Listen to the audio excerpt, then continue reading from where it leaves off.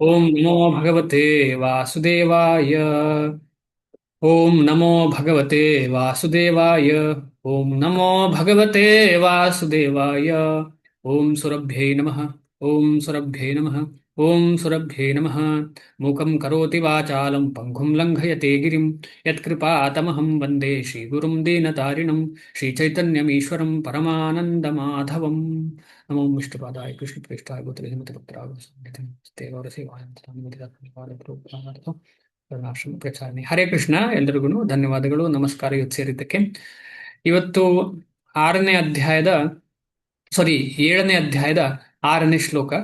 ನಿನ್ನೆ ತನಕ ನಾವು ಭಗವಂತ ಹೇಳಿದಂತಹ ಎರಡು ಶಕ್ತಿಗಳ ಬಗ್ಗೆ ತಿಳ್ಕೊಂಡಿದ್ದೇವೆ. ಇನ್ನು ಮುಂದೆ ನೋಡೋಣ ಏನ್ ಭಗವಂತ ಹೇಳ್ತಾ ಇದ್ದಾರೆ. ಎರಡು ಶಕ್ತಿ ಯಾವುದು ಅಂತ ನಮಗೆಲ್ಲ ಗೊತ್ತು. ಒಂದು ಪರ ಮತ್ತು ಅಪರ. ಅಂದ್ರೆ ಒಂದು ಪ್ರಕೃತಿ, ಅದು ನಮಗೆ ಕಾಣುವಂತಹ ಹೊರನೋಟಕ್ಕೆ ಕಣ್ಣಿಗೆ ಕಾಣುವಂತಹ ಪ್ರಕೃತಿ. ಅದನ್ನು ಸಂಪೂರ್ಣ ತಿಳಿಲಿಕ್ಕೆ ಸಾಧ್ಯವೇ ಇಲ್ಲ. ಯಾವುದೇ ಶಕ್ತಿಯನ್ನ, ಭಗವಂತನ ಶಕ್ತಿಯನ್ನ ನಮಗೆ ಎಷ್ಟು ಭಗವಂತ ಕರುಣಿಸ್ತಾನೆ ಅಷ್ಟೇ ನಮಗಂತ ತಿಳ್ಕೊಳ್ಳಿಕ್ಕೆ ಸಾಧ್ಯ, ಸಂಪೂರ್ಣ ತಿಳಿಲಿಕ್ಕೆ ಸಾಧ್ಯ ಇಲ್ಲ. ಆದ ಕಾರಣ ಒಂದು ಪ್ರಕೃತಿ ಅಥವಾ ಮಾಯೆ, ಇನ್ನೊಂದು ಪರಾಶಕ್ತಿ ಅಥವಾ ಭಗವಂತನ ಉಚ್ಚಕೋಟಿಯ ಶಕ್ತಿ, ಅದು ನಾವು. ನಾವು ಅಂದ್ರೆ ಜೀವ ಅಥವಾ ಆತ್ಮ. ಇದೆರಡರ ಬಗ್ಗೆ ಭಗವಂತ ಇಲ್ಲಿ ಏನು ಹೇಳ್ತಾರೆ ಅಂತ ನೋಡೋಣ. 6ನೇ ಶ್ಲೋಕ. ಏತದ್ಯೋನೀನಿ ಭೂತಾನಿ ಸರ್ವಾಣೀತ್ಯುಪಧಾರಯ ಅಹಂ ಕೃತ್ಸ್ನಸ್ಯ. ಇದು ಕೃಷ್ಣ ಅಲ್ಲ, ಕೆಲವರು ತಪ್ಪಾಗಿ ಪ್ರೊನೌನ್ಸ್ ಮಾಡ್ತಾರೆ. ಕೃತ್ಸ್ನಸ್ಯ ಜಗತಃ ಪ್ರಭವಃ ಪ್ರಲಯಸ್ಥತಾ. ಏತದ್ಯೋನೀನಿ ಭೂತಾನಿ ಸರ್ವಾಣೀತ್ಯುಪಧಾರಯ ಅಹಂ ಕೃತ್ಸ್ನಸ್ಯ ಜಗತಃ ಪ್ರಭವಃ ಪ್ರಲಯಸ್ಥತಾ. ಏತದ್ಯೋನೀನಿ ಭೂತಾನಿ ಸರ್ವಾಣಿ ಸರ್ವಾಣಿ ಇತಿ ಉಪಧಾರಯ ಅಹಂ ಕೃತ್ಸ್ನಸ್ಯ ಜಗತಃ ಪ್ರಭವಃ ಪ್ರಲಯಃ ತಥಾ. ಏತತ್, ಈ ಎರಡು ಪ್ರಕೃತಿಗಳೇ. ಯಾವುದು ಎರಡು ಪ್ರಕೃತಿಗಳು? ಈಗಾಗಲೇ ನಮ್ಗೆ ಗೊತ್ತಾಯ್ತು. ಯಾವ್ದು ಎರಡು ಪ್ರಕೃತಿಗಳು? ಒಂದು ಪರ ಮತ್ತು ಅಪರ. ಒಂದು ಆ ಭೌತಿಕ ಪ್ರಕೃತಿ, ಇನ್ನೊಂದು ಆತ್ಮ. ಎಲ್ಲ ಆತ್ಮಗಳು ಈ ಎರಡು ಕೂಡ ಪ್ರಕೃತಿಗಳೇ. ಪ್ರಕೃತಿ ಅಂತ ಹೇಳಿದ್ರೆ ಅರ್ಥ ಏನು? ಪ್ರಕೃತಿ ಅಂತ ಹೇಳಿದ್ರೆ ಕಂಟ್ರೋಲ್ ಮಾಡುವವರು ಯಾರೋ ಇದ್ದಾರೆ ಅದಕ್ಕೆ ಅಂತ. ಅವರು ಕಂಟ್ರೋಲರ್ ಅಲ್ಲ ಅಂತ ಅರ್ಥ. ಅವರು ಅಧಿಕಾರಿ ಆಗ್ಲಿಕ್ಕೆ ಸಾಧ್ಯ ಇಲ್ಲ. ಅವರನ್ನ ಕಂಟ್ರೋಲ್ ಮಾಡುವವರು ಯಾರೋ ಇದ್ದಾರೆ. ಅವರು ಯಾರು ಅಂತ ಹೇಳ್ತಾರೆ ಈಗ ಮುಂದೆ. ಯೋನೀನಿ, ಜನ್ಮದ ಆಕಾರವಾಗಿರುವಂತಹವು. ಭೂತಾನಿ, ಸೃಷ್ಟಿಯಾದ ಎಲ್ಲ ಜೀವಿಗಳು. ಸರ್ವಾಣಿ, ಎಲ್ಲ. ಇತಿ, ಎಂದು. ಉಪಧಾರಯ, ತಿಳಿದುಕೋ. ಅಹಂ, ನಾನು. ಕೃತ್ಸ್ನಸ್ಯ, ಎಲ್ಲವನ್ನೊಳಗೊಂಡ. ಜಗತಃ, ಪ್ರಪಂಚದ. ಪ್ರಭವ, ಅಭಿವ್ಯಕ್ತಿಯ ಆಕಾರ, ಆಕರ. ಪ್ರಲಯ, ಲಯವು. ತಥಾ, ಹಾಗೆಯೇ. ಅನುವಾದ ನೋಡೋಣ, ಆಗ ಸಂಪೂರ್ಣ ಅರ್ಥ ಆಗತ್ತೆ. ಸೃಷ್ಟಿ, ಶಿಲ ಪ್ರಭುಪಾದರಿಗೆ ವಿಜಯವಾಗಲಿ. ಸೃಷ್ಟಿಯಾದ ಎಲ್ಲ ಜೀವಿಗಳು ಈ ಎರಡು ಪ್ರಕೃತಿಗಳೇ ಮೂಲ. ಜೀವಿಗಳಿಗೂ, ಇಲ್ಲಿ ಸೃಷ್ಟಿಯಾದ ಎಲ್ಲ ಜೀವಿಗಳಿಗೂ ಈ ಎರಡು ಪ್ರಕೃತಿಗಳೇ ಮೂಲ. ಯಾವುದು ಎರಡು ಪ್ರಕೃತಿಗಳು? ಪರ ಮತ್ತು ಅಪರ. ಭೌತಿಕ ಪ್ರಕೃತಿ ಮತ್ತು ಆತ್ಮ. ಆತ್ಮ ಇಲ್ಲದೆ ಆ ಸೃಷ್ಟಿ ಆಗ್ಲಿಕ್ಕೆ ಸಾಧ್ಯ ಇಲ್ಲ. ಅಂದ್ರೆ ಚಲನೆ ವಲನೆ ಉಳ್ಳುವಂತಹ ಒಂದು ಸಂಚಲನ ಇರುವಂತಹ ವ್ಯಕ್ತಿಯ ಅಥವಾ ಒಂದು ಜೀವದ ಸೃಷ್ಟಿ ಆಗ್ಲಿಕ್ಕೆ ಸಾಧ್ಯ ಇಲ್ಲ. ಅದಕ್ಕೆ ಏನ್ ಬೇಕು? ಎರಡು ಜೊತೆ ಸೇರ್ಬೇಕು. ಯಾವುದರ ಮುಖಾಂತರ? ಭಗವಂತನ ಕೃಪೆಯ ಮುಖಾಂತರ. ಎರಡು ಜೀವಗಳು, ಎರಡು ಜೀವಗಳು ಅಂದ್ರೆ ಎರಡು ಶಕ್ತಿಗಳು. ಜೀವ ಅಂತ ಹೇಳೋಕ್ಕಿಂತ ಎರಡು ಶಕ್ತಿಗಳು ಸೇರ್ಬೇಕು, ಮಟೀರಿಯಲ್ ಮತ್ತು ಸ್ಪಿರಿಚುವಲ್. ಈ ಜಗತ್ತಿನಲ್ಲಿ ಭೌತಿಕವಾದ ಮತ್ತು ಆಧ್ಯಾತ್ಮಿಕವಾದ ಎಲ್ಲದರ ಮೂಲವೂ ಅಂತ್ಯವೂ ನಾನೇ ಎಂದು ತಿಳಿದುಕೋ. ಇದು ತುಂಬಾ ಇಂಪಾರ್ಟೆಂಟು. ಇದೇನು ಹೇಳ್ತಾ ಇದೆ ಇಲ್ಲಿ? ಎರಡು ಶಕ್ತಿಗಳಿಗೆ ಮೂಲ ನಾನೇ ಅಂತ ಹೇಳ್ತಾ ಇದ್ದಾರೆ ಭಗವಂತ. ಆಮೇಲೆ ಎರಡು ಶಕ್ತಿಗಳನ್ನ ಅಂತ್ಯ ಮಾಡೋದು ನಾನೇ, ಉದ್ಧಾರ ಮಾಡೋದು ನಾನೇ, ಎಲ್ಲವೂ ನಾನೇ. ಈ ಜಗತ್ತಿನಲ್ಲಿ ಭೌತಿಕವಾದ ಮತ್ತು ಆಧ್ಯಾತ್ಮಿಕವಾದ ಎಲ್ಲದರ ಮೂಲವೂ ಅಂತ್ಯವೂ ನಾನೇ ಎಂದು ತಿಳಿದುಕೋ. ಅಂದ್ರೆ ಭಗವಂತನಿಂದಲೇ ಎಲ್ಲ ಬಂದದ್ದು ಅಂತ ಹೇಳಿ ಪ್ರೂವ್ ಆಗಿದೆ ನಮಗೆ. ಇಷ್ಟು ಸಿಂಪಲ್ ಆಗಿ ಕೃಷ್ಣನಿಂದಲೇ ಎಲ್ಲ ಬಂದದ್ದು ಅಂತ ಹೇಳಿ ಕೃಷ್ಣ ತಾನೇ ಹೇಳ್ತಾ ಇರುವಂತಹದ್ದು ನಮಗೆ ಅರ್ಥ ಆಗುವಂತ ವಿಚಾರ. ಸಿಂಪಲ್ ಇದು, ಅಷ್ಟೇನು ಕಷ್ಟ ಇಲ್ಲ. ಇಲ್ಲಿ ನೋಡಿ, ಶ್ಲೋಕದಲ್ಲೇ ಹೇಳಿದೆ. ಏನು ಹೇಳಿದೆ ಅಂತ? ಅಹಂ ಕೃಷ್ಣಸ್ಯ ಜಗತಃ ಪ್ರಭವ ಪ್ರಲಯಸ್ತಥ ಸರ್ವಾಣಿ, ಎಲ್ಲದಕ್ಕೂ ನಾನೇ ಕಾರಣ ಅಂತ ಹೇಳಿ. ಏನು ಶಿಲ ಪ್ರಭುಪಾದರು ತಪ್ಪಾಗಿ ಟ್ರಾನ್ಸ್ಲೇಷನ್ ಮಾಡಿದ್ದಾರೆ ಅಂತಿಲ್ಲ, ಎಲ್ಲ ಕರೆಕ್ಟಾಗಿ ಅರ್ಥ ಆಗುವಂತ ವಿಚಾರ. ಭಾವಾರ್ಥ: ಅಸ್ತಿತ್ವದಲ್ಲಿ ಇರುವುದೆಲ್ಲ ಜಡ ಮತ್ತು ಚೇತನಗಳಿಂದ ಉತ್ಪನ್ನವಾದದ್ದು. ಅಸ್ತಿತ್ವದಲ್ಲಿ, ಈಗ ನಮಗೆ ಕಾಣುವಾಗ ಅಸ್ತಿತ್ವದಲ್ಲಿ ಏನೇನಿದೆ ಎಲ್ಲವೂ ಎಲ್ಲವೂ ಹೇಗೆ ಉತ್ಪನ್ನವಾಯಿತು ಅಂತಂದ್ರೆ ಜಡ ಮತ್ತು ಚೇತನಗಳಿಂದ. ಜಡ ಯಾವುದು ಅಂತ ನಮಗೆ ಗೊತ್ತುಂಟು, ಚೇತನ ಯಾವುದು ಅಂತ ಗೊತ್ತುಂಟು. ಜಡ ಅಂತ ಹೇಳುವಂಥದ್ದು ಪ್ರಕೃತಿ. ಯಾವ ಪ್ರಕೃತಿ ಅಂತ ಹೇಳಿದ್ರೆ ಭೌತಿಕ ಪ್ರಕೃತಿ. ಚೇತನ ಅಂತ ಹೇಳಿದ್ರೆ ಆತ್ಮ. ಇದೆರಡರ ಸಮ್ಮಿಲನ ಆಗಿ ಉಂಟದ್ದು. ಕೆಲವು ಜಡ ಆಗಿರ್ಬೋದು, ಕೆಲವು ಚೇತನ ಅಲ್ಲ, ಕೆಲವು ಜಡ ಚೇತನಗಳ ಮಿಕ್ಸ್ಚರ್ ಆಗಿರ್ಬೋದು. ಬರೀ ಚೇತನ ಇಲ್ಲ ಇಲ್ಲಿ, ಬರೀ ಚೇತನ ಇಲ್ಲ. ಬರೀ ಚೇತನ ಇರುವುದು ಎಲ್ಲಿ? ಅಲ್ಲಿ ಜಡ ಅಂತ ಹೇಳೋ ಸಬ್ಜೆಕ್ಟೇ ಇಲ್ಲ. ಜಡ ಕೆಲಸಕ್ಕೆ ಬರುವುದಿಲ್ಲ. ಜಡ ಶಕ್ತಿಯ ಕೆಲಸಕ್ಕೆ ಬರದೇ ಇರುವ ಪ್ಲೇಸ್ ಎಲ್ಲಿ, ಜಾಗ ಎಲ್ಲಿ? ಗೋಲೋಕ. ಹಾ, ವೈಕುಂಠ, ಗೋಲೋಕ ಅಂದ್ರೆ ವೈಕುಂಠ ಧಾಮಗಳು. ಯಾವುದೇ ವೈಕುಂಠ ಧಾಮಗಳಲ್ಲಿ ಕೂಡ ಈ ಜಡ ಶಕ್ತಿಗೆ ಕೆಲಸ ಇಲ್ಲ. ಜಡ ಬೇಕು, ಆದ್ರೆ ಅಲ್ಲಿ ಕೆಲಸ ಇಲ್ಲ ಅದಕ್ಕೆ. ಚೇತನವು ಸೃಷ್ಟಿಯ ಮೂಲ ಕ್ಷೇತ್ರ. ಆದ ಕಾರಣ ಇಲ್ಲಿ ಆದ್ದೆಲ್ಲ ಚೇತನ. ನಿನ್ನೆ ಹೇಳಿದ ಹಾಗೆ ಲೈಫ್ ಕಮ್ಸ್ ಆಫ್ಟರ್ ಲೈಫ್. ಚೇತನಕ್ಕೆ ಚೇತನವೇ ಮೂಲ. ಚೇತನವು ಸೃಷ್ಟಿಯ ಮೂಲ ಕ್ಷೇತ್ರ. ಚೇತನವು ಜಡವಸ್ತುವನ್ನು ಸೃಷ್ಟಿಸುತ್ತದೆ. ಚೇತನವು ಜಡವಸ್ತುವಿನ ಬೆಳವಣಿಗೆಯ ಒಂದು ನಿರ್ದಿಷ್ಟ ಘಟ್ಟದಲ್ಲಿ ಸೃಷ್ಟಿಯಾದದ್ದಲ್ಲ. ಇಲ್ಲಿ ನೋಡಿ, ಈ ಚೇತನ, ನಾವು ಕೂಡ ಚೇತನ. ನಮ್ಮ ನಿಜವಾದ ಚೇತನ ಸೃಷ್ಟಿಯಾದ್ದು ನಾವೇ ಆಗಿರ್ಲಿ, ಜಡ ಆಗಿರ್ಲಿ, ಅದು ಭಗವಂತ. ಅದು ಅವನು ಸಂಪೂರ್ಣ ಚೇತನ ವಸ್ತು. ಆದ್ರೆ ನಮಗೆ ಸಹ ನೋಡಿ, ಈಗ ಭೂಮಿ ಕೊಟ್ರೆ ನಮಗೆ, ನಾವು ಆ ಭೂಮಿಯಿಂದ ಸ್ವಲ್ಪ ಮಾರ್ಪಾಟು ಮಾಡಿ ಮನೆ ಕಟ್ಟುತ್ತೇವೆ. ಅಂದ್ರೆ ಜಡ ವಸ್ತುವನ್ನ ಮಾರ್ಪಾಟು ಮಾಡ್ತೇವೆ. ನಾವು ಜಡ ವಸ್ತುವನ್ನ ಮಾರ್ಪಾಟು ಮಾಡ್ತೇವೆ. ಹಾಗೇಳಿ ಜಡ ವಸ್ತುವನ್ನ ಕ್ರಿಯೇಟ್ ಮಾಡ್ಲಿಕ್ಕೆ ಆಗುದಿಲ್ಲ ನಮ್ಮ ಕೈಯಲ್ಲಿ. ಮಾರ್ಪಾಟು ಮಾತ್ರ ಮಾಡ್ತೇವೆ ನಾವು. ನಮಗೆ ಜಡ ವಸ್ತುವನ್ನ ಕ್ರಿಯೇಟ್ ಮಾಡ್ಲಿಕ್ಕೆ ಸಾಧ್ಯವಾ? ಯಾರಾದ್ರೂ ಇಲ್ಲಿ ಜಡ ವಸ್ತುವನ್ನ ಕ್ರಿಯೇಟ್ ಮಾಡಬಹುದಾ? ಸಾಧ್ಯ ಅಲ್ವಾ? ಹಾ, ಅಸಾಧ್ಯ. ಅಸಾಧ್ಯ. ಆದ ಕಾರಣ ನಮಗೆ ಅರ್ಥ ಆಗ್ತದೆ ನಾವು ದೇವರಾಗ್ಲಿಕ್ಕೆ ಸಾಧ್ಯ ಇಲ್ಲ ಅಂತ ಹೇಳಿ, ಭಗವಂತ ಆಗ್ಲಿಕ್ಕೆ ಸಾಧ್ಯ ಇಲ್ಲ ನಾವು ಅಂತ. ಇಷ್ಟು ಸಿಂಪಲ್, ಅಷ್ಟೇನು ಕಷ್ಟ ಇಲ್ಲ. ನಮಗೇನು ಕ್ರಿಯೇಟ್ ಮಾಡ್ಲಿಕ್ಕೆ ಆಗಿದ್ರೆ ನಾವೆಲ್ಲಿಂದ ದೇವರಾಗುದು? ಈ ಐಹಿಕ ಜಗತ್ತು ಆಧ್ಯಾತ್ಮಿಕ ಚೈತನ್ಯದ ಆಧಾರದ ಮೇಲೆಯೇ ವ್ಯಕ್ತವಾದದ್ದು. ಈ ಭೌತಿಕ ಜಗತ್ತು ಆಧ್ಯಾತ್ಮಿಕ ಜಗತ್ತಿನ ಆಧಾರದಲ್ಲೇ ಇರುವಂಥದ್ದು. ಮುಂದೆ ಹೇಳ್ತಾರೆ, ಸೂತ್ರೇ ಮಣಿಗಣ ಇವ ಅಂತ ಹೇಳಿ ನೆಕ್ಸ್ಟ್ ಶ್ಲೋಕದಲ್ಲಿ ಭಗವಂತ ಹೇಳ್ತಾರೆ. ಅದರ ಬಗ್ಗೆ ಮತ್ತೆ ನೋಡೋಣ. ಜಡವಸ್ತುವಿನಿಂದಾದ ದೇಹವು ಬೆಳೆಯುವುದಕ್ಕೆ ಕಾರಣ ಜಡವಸ್ತುವಿನಲ್ಲಿ ಚೇತನವಿರುವುದೇ. ಸಿಂಪಲ್. ಸತ್ತ ದೇಹ ಅದು ಬೆಳವಣಿಗೆ ಆಗುದಿಲ್ಲ. ಅದು ಏನಾಗ್ತದೆ, ಜರ್ಜರಿತಗೊಂಡು ಕೆಡ್ತದೆ, ವಾಸನೆ ಬರ್ಲಿಕ್ಕೆ ಶುರು ಆಗ್ತದೆ ಅಲ್ವಾ? ಆದ್ರೆ ಜಡವಸ್ತುವಿನಲ್ಲಿರುವ ಚೇತನದಿಂದ ಜಡವಸ್ತು ವೃದ್ಧಿ ಆಗ್ತದೆ. ಮಗುವು ಕ್ರಮಕ್ರಮವಾಗಿ ಬಾಲ್ಯ ಮತ್ತು ಯೌವನಗಳಿಗೆ ಬೆಳೆಯುತ್ತದೆ. ಇದಕ್ಕೆ ಕಾರಣ ಶ್ರೇಷ್ಠ ಶಕ್ತಿಯಾದ ಆತ್ಮವು ಇರುವುದೇ.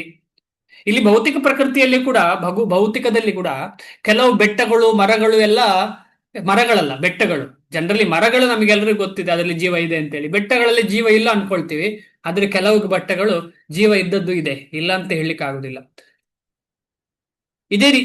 ಇದಕ್ಕೆ ಕಾರಣ ಶ್ರೇಷ್ಠ ಶಕ್ತಿಯಾದ ಆತ್ಮವು ಇರುವುದೇ. ಅಲ್ಲಿರುವ ಆ ಆತ್ಮ ಅಷ್ಟು ಕಾನ್ಶಿಯಸ್ ಡೆವಲಪ್ ಆಗಿರುವುದಿಲ್ಲ. ಈಗ ಮರದಲ್ಲಿರುವ ಆತ್ಮಕ್ಕೂ ಮನುಷ್ಯನಿಗೂ ಅಥವಾ ಪ್ರಾಣಿಗೂ ಆತ್ಮ ಸೇಮ್ ಆದ್ರೂ ಕೂಡ ಕಾನ್ಶಿಯಸ್ನೆಸ್ ಅಂದ್ರೆ ಜ್ಞಾನಶಕ್ತಿ ವೃದ್ಧಿಯಾಗಿದೆ ಅದರಲ್ಲಿ ಅಂತ ಅರ್ಥ. ಜ್ಞಾನಶಕ್ತಿ ಎಷ್ಟೆಷ್ಟು ವೃದ್ಧಿಯಾಗಿದೆ ಅದಕ್ಕೆ ಅಕಾರ್ಡಿಂಗ್ಲಿ ಆಗ್ಲಿ, ಅದಕ್ಕೆ ಅನುಗುಣವಾಗಿ ಬೇರೆ ಬೇರೆ ಡಿವಿಷನ್ ಇದೆ. ಯಾವುದೆಲ್ಲ? ಅಂಡ, ಜರಾಯುಜ, ಪಿಂಡಜ, ಈ ತರ ಎಲ್ಲ ನಿಮಗೆ ನೆನಪಿರಬಹುದು. ಈ ರೀತಿಯ ಡಿವಿಷನ್ ಇದೆ. ಅದರ ಜ್ಞಾನಶಕ್ತಿ ಕಾನ್ಶಿಯಸ್ನೆಸ್ ಡೆವಲಪ್ಗೆ ಅನುಗುಣವಾಗಿ. ಹೈಯೆಸ್ಟ್ ಕಾನ್ಶಿಯಸ್ನೆಸ್ ಇರುವುದು ವ್ಯಕ್ತಿಗೆ ಅಥವಾ ಮಾನವ ಜೀವನಕ್ಕೆ, ಮನುಷ್ಯನಿಗೆ. ಮುಂದೆ ಹೋಗ್ತಾ ಇದ್ದೇನೆ. ಮಗುವು ಕ್ರಮವಾಗಿ ಬಾಲ್ಯ ಮತ್ತು ಯೌವನಗಳಿಗೆ ಬೆಳೆಯುತ್ತದೆ. ಇದಕ್ಕೆ ಕಾರಣ ಶ್ರೇಷ್ಠ ಶಕ್ತಿಯಾದ ಆತ್ಮವು ಇರುವುದೇ. ಇದು ಓದುವಾಗಲೇ ಅರ್ಥ ಆಗುವಂಥದ್ದು. ಮುಂದೆ ಹೋಗ್ತಾ ಇದ್ದೇನೆ. ಇದೇ ರೀತಿಯಲ್ಲಿ ಈ ಬೃಹತ್ ವಿಶ್ವದ ಅಭಿವ್ಯಕ್ತಿಯು ಬೆಳೆಯುವುದು ಪರಮಾತ್ಮನಾದ ವಿಷ್ಣು ಇರುವುದರಿಂದ. ಆಗ ನಾವು ಡಿಸ್ಕಷನ್ ಮಾಡಿದೆವಲ್ಲ, ನೀರು ಹರಿಯುವುದು ಯಾಕೆ ಅಂತ ಹೇಳಿದ್ರೆ ಇದೇ ಕಾರಣ, ವಿಷ್ಣು ಇರುವುದರಿಂದ. ಆದುದರಿಂದ ಈ ಬೃಹತ್ ಆಕಾರದ, ಅದಕ್ಕೆ ಕೆಲವರು ಗ್ರಾವಿಟೇಷನಲ್ ಫೋರ್ಸ್, ಗುರುತ್ವಾಕರ್ಷಣ ಶಕ್ತಿ ಅದೆಲ್ಲಿಂದ ಬಂತು?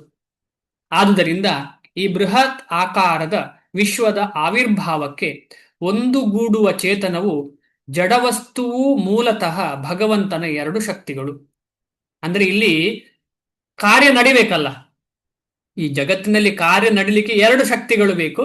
ಅದು ಯಾವುದು? ಪರ ಮತ್ತು ಅಪರ, ಭೌತಿಕ ಶಕ್ತಿ ಮತ್ತು ಜೀವ. ಇದೆರಡರಕ್ಕೂ ಒಂದುಗೂಡ್ಲಿಕ್ಕೆ ಕಾರಣ ಯಾವುದು ಅಂತ ಹೇಳಿದ್ರೆ ಭಗವಂತ. ಆದುದರಿಂದ ಎಲ್ಲ ವಸ್ತುಗಳ ಮೂಲ ಕಾರಣನು ಭಗವಂತನೇ. ಭಗವಂತನ ವಿಭಿನ್ನ ಅಂಶವಾದ ಜೀವಿಯು, ಇಲ್ಲಿ ನೋಡಿ, ನೋಟ್ ಮಾಡಿ, ಇದು ಜೀವಿ ಅಂತ ಬಂದ ಕೂಡಲೇ ವಿಭಿನ್ನ ಅಂಶ ಅಂತ ಇಲ್ಲಿ ಬರ್ತದೆ, ಬರೀ ಭಿನ್ನ ಅಂಶ ಅಂತ ಕೊಡ್ತಿಲ್ಲ. ಎರಡು ಭಿನ್ನವೇ, ಆದರೆ ಜೀವ ಮಾತ್ರ ವಿಭಿನ್ನ. ಯಾಕೆ ಅಂತ ಹೇಳಿ ಈಗಾಗಲೇ ನಿನ್ನೆ ಮೊನ್ನೆ ಕ್ಲಾಸಲ್ಲಿ ಡಿಸ್ಕಷನ್ ಮಾಡಿದ್ದೇವೆ. ಭಗವಂತನ ವಿಭಿನ್ನ ಅಂಶವಾದ ಜೀವಿಯು ದೊಡ್ಡ ಗಗನಚುಂಬಿ ಕಟ್ಟಡ, ದೊಡ್ಡ ಕಾರ್ಖಾನೆ ಮತ್ತು ದೊಡ್ಡ ನಗರ ಎಲ್ಲಕ್ಕೂ ಕಾರಣನಾಗಬಹುದು. ಆದರೆ ಅವನು ದೊಡ್ಡ ವಿಶ್ವದ ಕಾರಣನಾಗಲಾರನು, ಸಾಧ್ಯವಿಲ್ಲ. ಯಾಕೆಂತ ಹೇಳಿದ್ರೆ ಈ ದೊಡ್ಡ ನಗರ, ದೊಡ್ಡ ಕಾರ್ಖಾನೆ ಮಾಡಲಿಕ್ಕೆ ಬೇಕಾಗುವಂತ ವಸ್ತುಗಳು ಭಗವಂತ ಸೃಷ್ಟಿ ಮಾಡಿದ ಆ ದೊಡ್ಡ ವಿಶ್ವದಿಂದಲೇ ಸಿಕ್ಕಿದ್ದವನಿಗೆ. ಬೃಹತ್ತಾದ ವಿಶ್ವಕ್ಕೆ ಕಾರಣ ಬೃಹತ್ತಾದ ಆತ್ಮ ಅಥವಾ ಪರಮಾತ್ಮ. ಯಾರದು ಬೃಹತ್ತಾದ ಆತ್ಮ ಅಥವಾ ಪರಮಾತ್ಮ? ಬೃಹತ್ತಾದ ವಿಶ್ವಕ್ಕೆ ಕಾರಣ ಬೃಹತ್ತಾದ ಆತ್ಮ ಅಥವಾ ಪರಮಾತ್ಮ. ಯಾರದು? ಕ್ಷೀರೋದಕಶಾಯಿ ವಿಷ್ಣು, ಅಂತರ್ಯಾಮಿಯಾದಂಥ ಕ್ಷೀರೋದಕಶಾಯಿ ವಿಷ್ಣು. ಅಂದ್ರೆ ಕ್ಷೀರೋದಕಶಾಯಿಗೂ ಕೃಷ್ಣನಿಗೂ ವ್ಯತ್ಯಾಸ ಇಲ್ಲ, ವ್ಯತ್ಯಾಸ ಭಾವದಲ್ಲಿ ಮಾತ್ರ, ನಮಗೆಲ್ಲ ಗೊತ್ತು. ಪರಮ ಉನ್ನತವಾದ ಕೃಷ್ಣನು ದೊಡ್ಡ ಮತ್ತು ಸಣ್ಣ ಆತ್ಮಗಳೆರಡಕ್ಕೂ ಕಾರಣನು. ಇದ್ಯಾವುದು ದೊಡ್ಡ ಮತ್ತು ಸಣ್ಣ ಆತ್ಮ ಅಂತ ಹೇಳಿ? ಸಣ್ಣ ಆತ್ಮನ ಮಮಯ ಜೀವಾಂಶ ನಮ್ಮ ಹಾ, ದೊಡ್ಡ ಪರಮಾತ್ಮ ಕೃಷ್ಣ ಕ್ಷೀರೋದಕಶ. ಕರೆಕ್ಟ್. ಪರಮ ಉನ್ನತನಾದ ಕೃಷ್ಣನು ಪರಮಾತ್ಮ ಮತ್ತು ನಾವೆಲ್ಲ ಜೀವ, ಪರಮಾತ್ಮ ಮತ್ತು ಜೀವ ಎರಡಕ್ಕೂ ಕಾರಣನು. ಅಂದ್ರೆ ಕೃಷ್ಣನದ್ದೇ ಶಕ್ತಿ ಯಾವುದು? ಪರಮಾತ್ಮ. ಕೃಷ್ಣನದ್ದೇ ಶಕ್ತಿ ಯಾವುದು? ಜೀವ. ಆದರೆ ಕೃಷ್ಣನದ್ದೇ ಶಕ್ತಿಯಾದ ಪರಮಾತ್ಮಕ್ಕೂ ಜೀವಕ್ಕೂ ಇರುವ ವ್ಯತ್ಯಾಸ ಏನು? ಇದಕ್ಕೇನು ಹೇಳ್ತಾರೆ?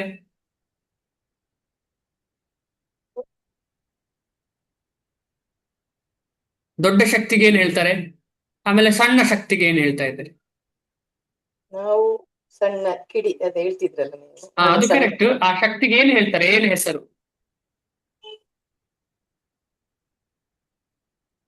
ಏನ್ ಹೆಸರು?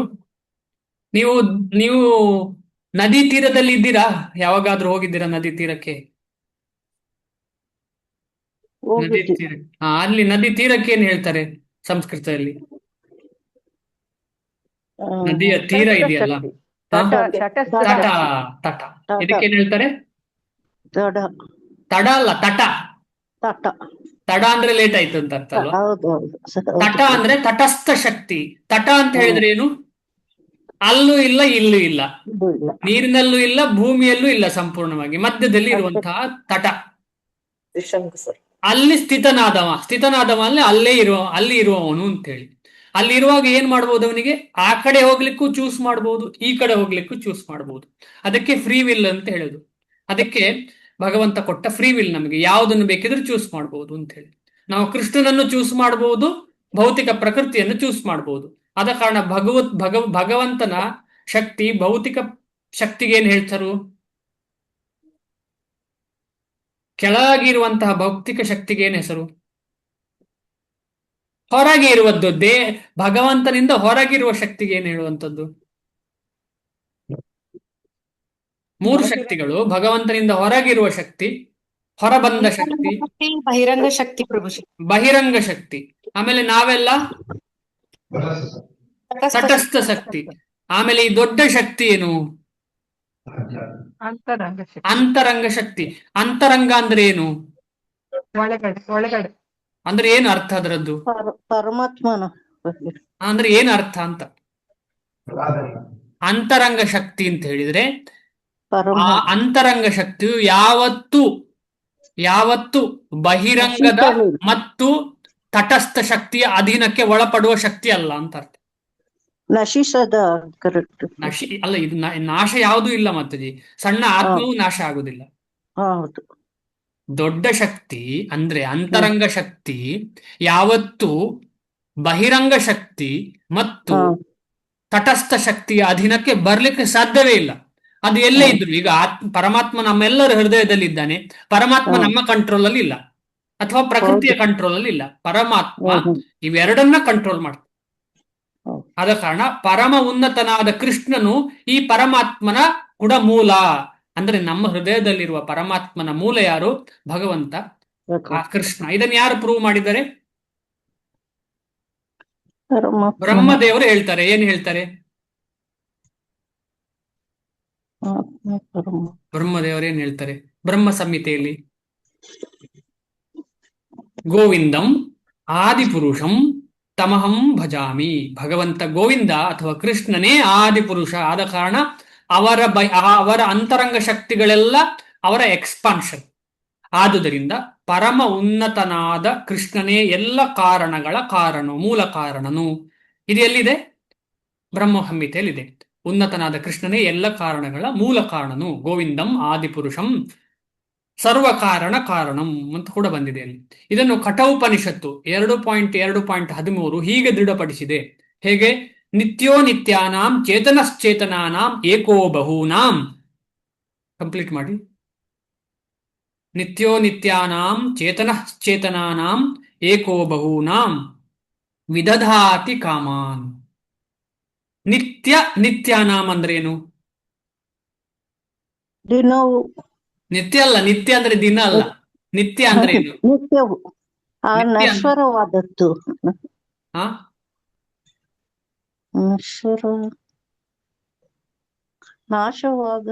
ನಾಶವಾಗದೇ ಇರುವುದರಲ್ಲಿ, ಹೌದು, ನಾಶವಾಗದೇ ಇರುವುದರಲ್ಲಿ ಅವನು ನಾಶವಾಗದವನು. ಅಂದ್ರೆ ಅವನು ಅಷ್ಟು ಟಾಪ್ ಮೋಸ್ಟ್.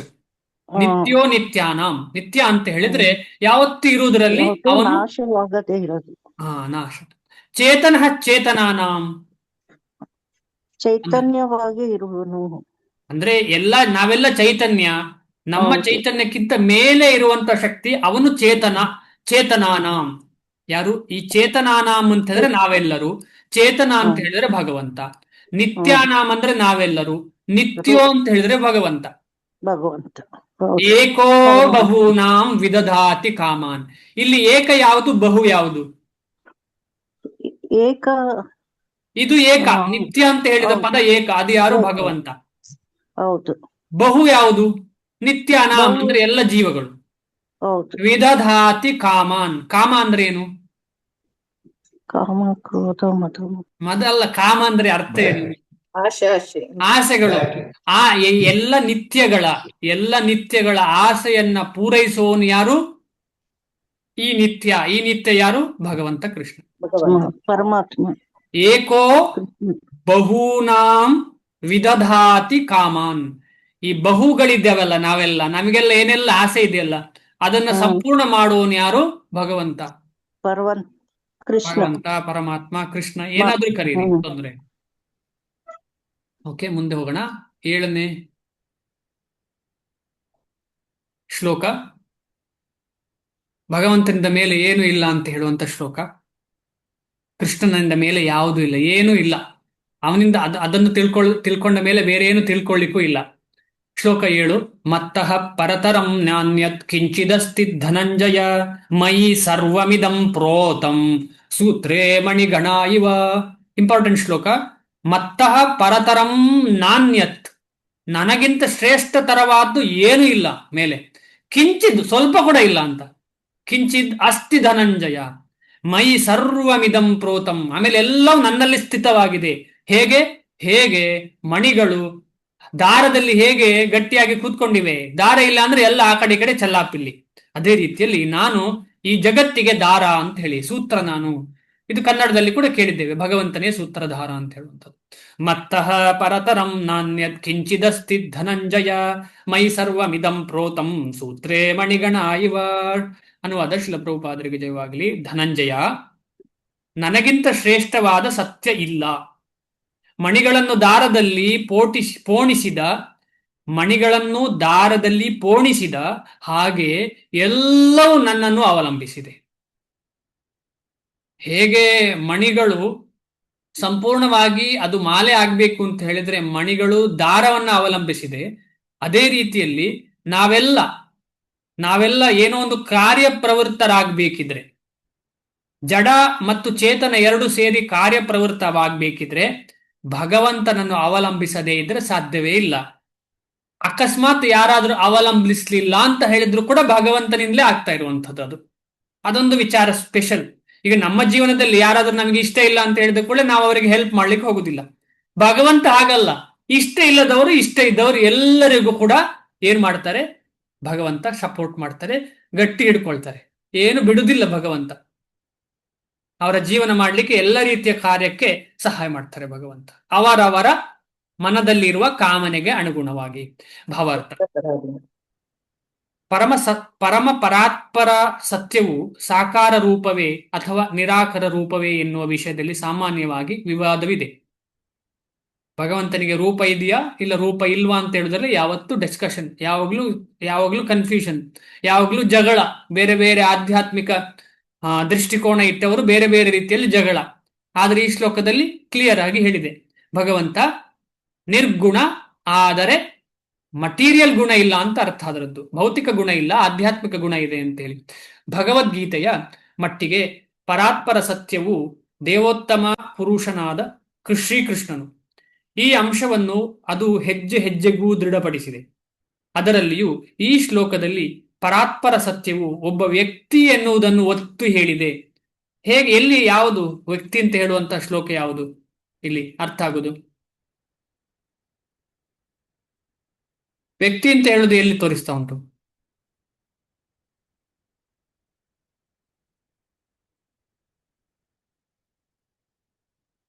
ಯಾರಾದ್ರೂ ಟ್ರೈ ಮಾಡಿ. ವ್ಯಕ್ತಿ ಅಂತ ಹೇಳುದಕ್ಕೆ ನನಗಿಂತ ಅಂತ ಹೇಳ್ತಾ ಇದಾರಲ್ವ ಪ್ರಭು, ನನಗಿಂತ ಅನ್ನೋದು ನಾನು ಅನ್ನೋದು ಒಂದು ವ್ಯಕ್ತಿ ತಾನೇ ಹೇಳ್ಕೊಳಕ್ ಸಾಧ್ಯ. ಮತ್ತೆ ಹೋಯ್ತು, ಒಂದಾಯ್ತು. ಇನ್ನು ಎಲ್ಲಿ?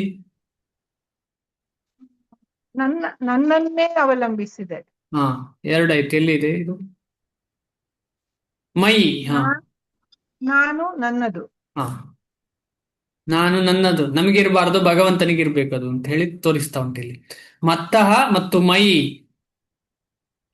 ಎಷ್ಟು ಕ್ಲಿಯರ್ ಆಗಿದೆ ಅಂತ ಹೇಳಿದ್ರೆ, ಈಗ ಜಡ ವಸ್ತು ಮೈ ಅಂತ ಹೇಳ್ತದ, ಅಥವಾ ಯಾವುದೋ ಒಂದು ಲೈಟ್ ಬಂದು ನಾನು ನಾನು ಅಂತ ಹೇಳ್ತದ? ಲೈಟ್ ಏನು ಹೇಳಲಿಕ್ಕೆ ಆಗುದಿಲ್ಲ ಲೈಟಿಗೆ. ಅದಕ್ಕೆ ರೂಪ ಇಲ್ಲ ಇದ್ರೆ ಸಾಧ್ಯವೇ ಇಲ್ಲ. ಸತ್ ಚಿತ್ ಆನಂದ ರೂಪ ಬೇಕೇ ಬೇಕು. ಈ ಅಂಶವನ್ನು ಅದು ಹೆಜ್ಜೆ ಹೆಜ್ಜೆಗೂ ದೃಢಪಡಿಸಿದೆ. ಅದರಲ್ಲಿಯೂ ಈ ಶ್ಲೋಕದಲ್ಲಿ ಪರಾತ್ಪರ ಸತ್ಯವು ಒಬ್ಬ ವ್ಯಕ್ತಿ ಎನ್ನುವುದನ್ನು ಒತ್ತಿ ಹೇಳಿದೆ. ದೇವೋತ್ತಮ ಪರಮ ಪುರುಷನೇ ಪರಮ ಪರಾತ್ಪರ ಸತ್ಯ ಎಂದೇ ಬ್ರಹ್ಮ ಸಂಹಿತೆಯು ಸಾರಿದೆ. ಈಶ್ವರ ಪರಮಃ ಕೃಷ್ಣ ಸಚ್ಚಿದಾನಂದ ವಿಗ್ರಹ ಎಂದರೆ ಪರಮ ಪರಾತ್ಪರ ಸತ್ಯನಾದ ದೇವೋತ್ತಮ ಪುರುಷನು ಶ್ರೀಕೃಷ್ಣ. ಅವನೇ ಆದಿಪುರುಷ, ಅವನೇ ಎಲ್ಲ ಆನಂದದ ಭಂಡಾರವಾದ ಗೋವಿಂದ ಮತ್ತು ಪೂರ್ಣ ಜ್ಞಾನಾನಂದ ನಿತ್ಯ ಸ್ವರೂಪ. ಪೂರ್ಣ ಜ್ಞಾನ ಆನಂದದ ನಿತ್ಯ ಸ್ವರೂಪ. ಭಗವಂತನ ಸ್ವರೂಪ ಯಾವುದು? ಪೂರ್ಣ ಜ್ಞಾನ ಮತ್ತು ಆನಂದ, ಸತ್ ಚಿತ್ ಆನಂದ ಸ್ವರೂಪ. ಪರಮ ಪುರುಷನೇ ಪರಾತ್ಪರ ಸತ್ಯವು, ಎಲ್ಲ ಕಾರಣಗಳ ಕಾರಣ ಎನ್ನುವ ವಿಷಯದಲ್ಲಿ ಈ ಆಚಾರ್ಯರು ಸಂಶಯಕ್ಕೆ ಎಡೆಯನ್ನೇ ಕೊಡುವುದಿಲ್ಲ. ಆದರೆ ನಿರಾಕಾರವಾದಿಗಳು ಶ್ವೇತಾಶ್ವತರ ಉಪನಿಷತ್ತಿನಲ್ಲಿ ಅಂದರೆ 3.10 ಶ್ಲೋಕದಲ್ಲಿ ಹೇಳಿರುವ ವೇದದ ಪಾಠದ ಆಧಾರದ ಮೇಲೆ ಹೀಗೆ ವಾದಿಸುತ್ತಾರೆ. ಹೇಗೆ ವಾದಿಸುತ್ತಾರೆ ನೋಡೋಣ. ಇದು ಶ್ಲೋಕಕ್ಕೆ ಏನ್ ಹೇಳ್ತಾರೆ ನೋಡು ಆಮೇಲೆ. ತಥೋ ಯದ್ ಉತ್ತರತರಂ ತದ್ ಅರೂಪಂ ಅರೂಪಂ ಅರೂಪಂ ಅಂತ ಬಂದಿದಲ್ಲ, ಅದನ್ನ ಹಿಡ್ಕೊಳ್ತಾರೆ ಅವರು. ಅರೂಪಂ ಅಂದ್ರೆ ರೂಪ ಇಲ್ಲ ಅಂತ. ನಮಗೆಲ್ಲ ಗೊತ್ತು, ಇಷ್ಟರವರೆಗೆ ಓದಿದ್ದೇವೆ ನಾವು. ರೂಪ ಇಲ್ಲ ಅಂದ್ರೆ ಭೌತಿಕ ರೂಪ ಅಲ್ಲ ಅಂತ ಅಷ್ಟೇ. ಅರೂಪಂ ಅನಾಮಯಂ ಏತದ್ ವಿದುರ್ ಅಮೃತಾಸ್ತೆ ಭವಂತಿ ಅಥೇತರೆ ದುಃಖಂ ಏವಾಪಿಯಂತಿ. ಐಹಿಕ ಜಗತ್ತಿನಲ್ಲಿ, ವಿಶ್ವದಲ್ಲಿ ಇರುವ ಆದಿಜೀವಿಯಾದ ಬ್ರಹ್ಮನನ್ನು ದೇವತೆಗಳು, ಮನುಷ್ಯರು ಮತ್ತು ಕೆಳವರ್ಗದ ಪ್ರಾಣಿಗಳಲ್ಲಿ ಅತಿ ಶ್ರೇಷ್ಠ ಎಂದು ತಿಳಿಯುತ್ತಾರೆ. ಐಹಿಕ ಜಗತ್ತಿನಲ್ಲಿ ವಿಶ್ವದಲ್ಲಿರುವ ಆದಿಜೀವಿಯಾದ ಬ್ರಹ್ಮನನ್ನು ದೇವತೆಗಳು, ಮನುಷ್ಯರು ಮತ್ತು ಕೆಳವರ್ಗದ ಪ್ರಾಣಿಗಳಲ್ಲಿ ಅತಿ ಶ್ರೇಷ್ಠ ಎಂದು ತಿಳಿಯುತ್ತಾರೆ. ಆದರೆ ಬ್ರಹ್ಮನ ಆಚೆ ದಿವ್ಯನಿದ್ದಾನೆ, ಅವನಿಗೆ ಭೌತಿಕ ರೂಪವಿಲ್ಲ, ಅವನು ಎಲ್ಲ ಐಹಿಕ ಕಲ್ಮಶದ ಅಂಟಿನಿಂದ ಮುಕ್ತನು, ಭೌತಿಕ ರೂಪ ಇಲ್ಲ. ಮನಸ್ಸಿಗೆ ತಗೊಳ್ಳಿ, ಆಧ್ಯಾತ್ಮಿಕ ರೂಪ ಇದೆ ಅಂತ ಅರ್ಥ ಅದರದ್ದು.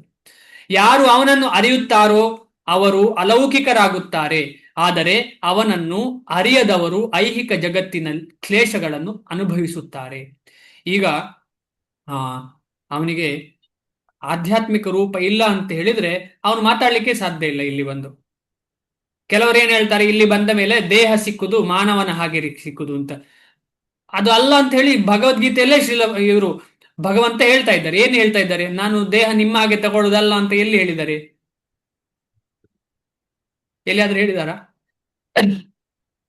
ಈಗ ನಾವೆಲ್ಲ ದೇಹ ತಗೊಂಡಿದ್ದೇವೆಲ್ಲ, ನಮಗೆಲ್ಲ ದೇಹ ಸಿಕ್ಕಿದಲ್ಲ. ಈ ದೇಹ ಟೆಂಪರರಿ ಅಂತ ನಮಗೆಲ್ಲ ಗೊತ್ತು. ನಾವು ಎಲ್ಲವನ್ನು ನೋಡಿದ್ದೇವೆ. ನಮ್ಮ ಅಪ್ಪ ಅಮ್ಮ ತಮ್ಮ ತಂಗಿ ಅಥವಾ ಯಾರೋ ಫ್ರೆಂಡ್ಸ್, ಅವರು ಇವರೆಲ್ಲ ದೇಹ ತ್ಯಾಗ ಮಾಡಿದವರು ಯಾರೋ ಇರ್ತಾರೆ ನಮ್ಮ ಜೀವನದಲ್ಲಿ. ಅವರನ್ನು ನೋಡಿ ಹೌದು ಅಂತ ಗೊತ್ತಾಗಿದೆ ನಮಗೆ. ಆದ್ರೆ ಭಗವಂತ ಏನು ಕತೆ ಪ್ರೂವ್ ಮಾಡಿದ್ದಾರೆ? ಭಗವಂತ ಇಲ್ಲ, ನಾನು ಹಾಗೆ ಅಲ್ಲ ಅಂತ ಹೇಳಿದ್ದಾರೆ. ಜನ್ಮ ಕರ್ಮ ಚ ಮೇ ದಿವ್ಯಂ. ದಿವ್ಯಂ ಅಂದ್ರೆ ಏನು?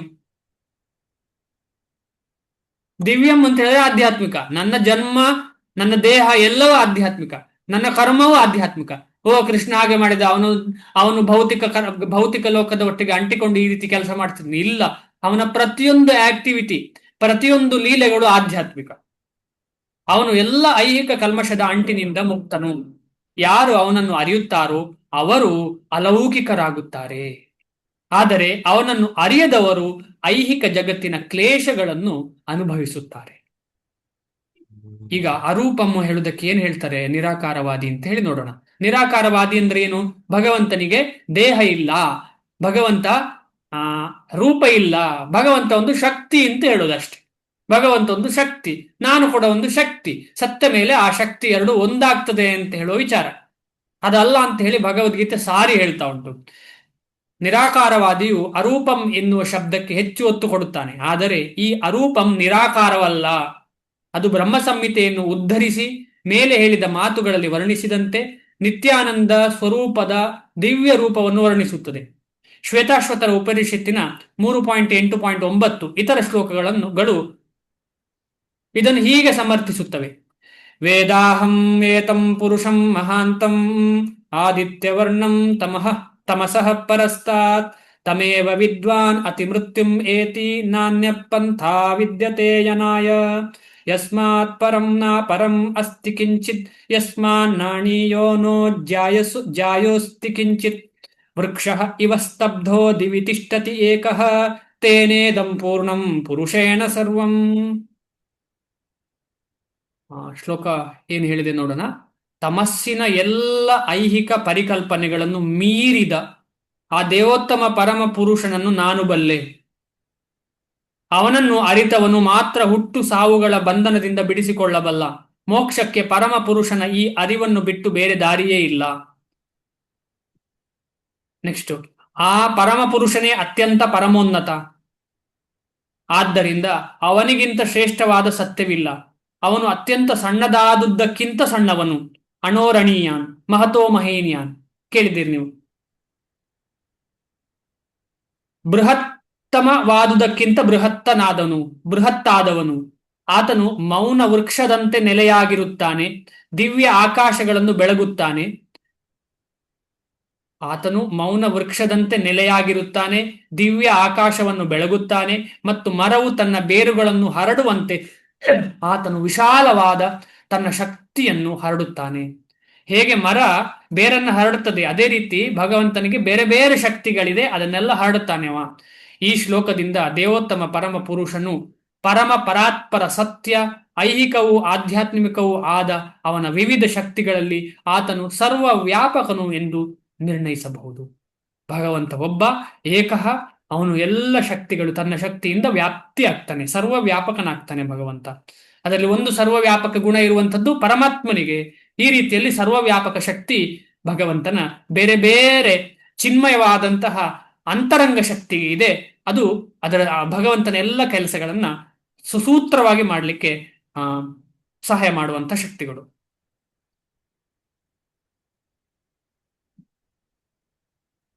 ಏನಾದರೂ ಪ್ರಶ್ನೆ ಇದೆಯಾ? ಈ ಶ್ಲೋಕದಕ್ಕೆ ಕ್ಲೋಸ್ ಮಾಡೋಣ. ಇನ್ನೊಂದು ಪ್ರಶ್ನೆ ಇದ್ರೆ ಚರ್ಚೆ ಮಾಡೋಣ. ಇನ್ನು ಮುಂದೆ ಭಗವಂತನ ಬೇರೆ ಬೇರೆ ಶಕ್ತಿಗಳು ಅಂದ್ರೆ ಭೌತಿಕ ಜಗತ್ತಿನಲ್ಲಿರುವ ವಿಚಾರಗಳಲ್ಲಿ ಶ್ರೇಷ್ಠ ಯಾವುದು ಅಂತ ಹೇಳಿ ಭಗವಂತ ಹೇಳಿಕೆ ಉದಾಹರಣೆಗೆ ನೀರು ಕುಡಿಯುವಾಗ ನೀರಿನಲ್ಲಿರುವ ರಸ ನಾನು ಆ ರೀತಿಯಲ್ಲಿ ಭಗವಂತ ಮುಂದೆ ಎಕ್ಸ್ಪ್ಲೇನ್ ಮಾಡ್ಲಿಕ್ಕಿದ್ದಾರೆ. ಏನಾದ್ರು ಪ್ರಶ್ನೆ ಇದ್ರೆ ದಯವಿಟ್ಟು ಕೇಳಿ.